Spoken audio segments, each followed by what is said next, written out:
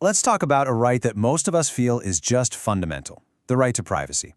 It feels so basic that you'd think it's written right there in the Constitution in big, bold letters. But, well, it's not. The real story of where it comes from is way more interesting, and it all starts with a part of the Bill of Rights you've probably never even thought about.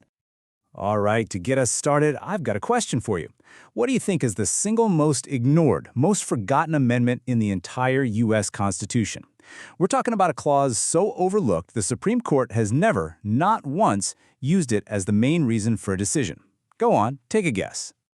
And the answer is the Third Amendment. I know, a rule about not having to let soldiers crash at your house sounds, kind of ancient, but for the Founding Fathers, this was a huge deal. They had lived through the British Quartering Acts where they were literally forced to house and feed soldiers against their will. To them, it was an outrageous violation of their homes. So outrageous, in fact, they even called it out in the Declaration of Independence. So, for the better part of 200 years, this amendment just sat there. It was easily the least used part of the entire Bill of Rights. But here's the thing. Its real power wasn't just about soldiers. It was about laying down a powerful principle. Your home is your castle, a private sanctuary, and the government can't just barge in. So this forgotten amendment lay dormant for nearly 2 centuries, and then, in 1979, something completely unexpected happened that brought it roaring back to life. And it all started with a massive strike by about 7,000 prison guards in New York. This brings us to a really fascinating case called Engblom versus Carey. You see, this prison strike created this bizarre, totally unique situation that forced a federal court for the very first time to actually figure out what this old rule meant for the modern world. Okay, so here's the play-by-play. The officers go on strike. The governor calls in the National Guard to take over the prisons. But here's the twist. Some of those striking officers lived in apartments right there on the prison grounds. So they get evicted, and the National Guardsmen get moved right into their rooms. All of a sudden, you have this crazy situation where you literally have state-controlled soldiers living in the homes of civilians without their consent. The court's ruling was a game changer. It basically gave the Third Amendment a massive modern upgrade in 3 key ways. First, it said, yep, National Guardsmen count as soldiers. Second, it made it clear this rule applies to state governments, not just the feds. And third, and this is the big one, it decided that owner doesn't just mean the person who holds the deed. It protects anyone with a legal expectation of privacy, and that includes renters. So you see what happened here? The court in Engblom v. Carey saw that this amendment wasn't just about keeping soldiers out of your living room. It was about protecting a fundamental right to privacy in your own home.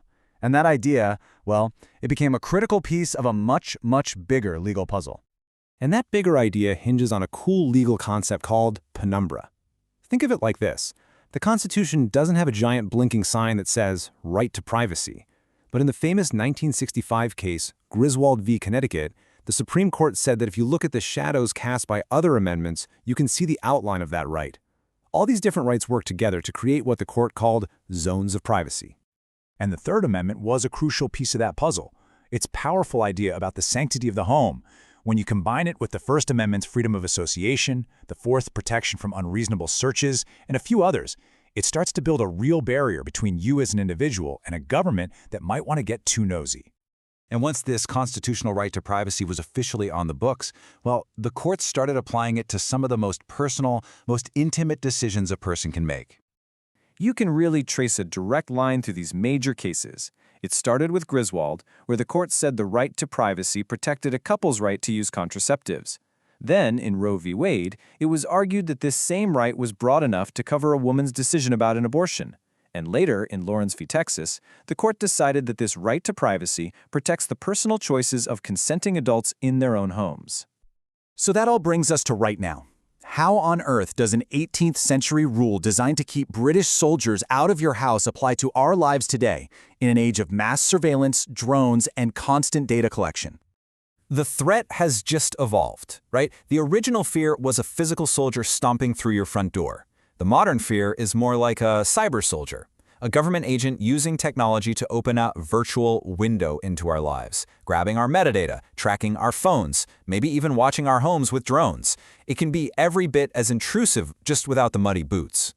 Which leaves us with this huge, critical question. Can the Third Amendment, the one that was forgotten for almost 200 years, be reimagined to protect our digital homes from these new kinds of government intrusion? Can a rule about soldiers' boots on the floor protect us from cyber soldiers in the cloud? It's a question that connects our distant past directly to our very immediate future.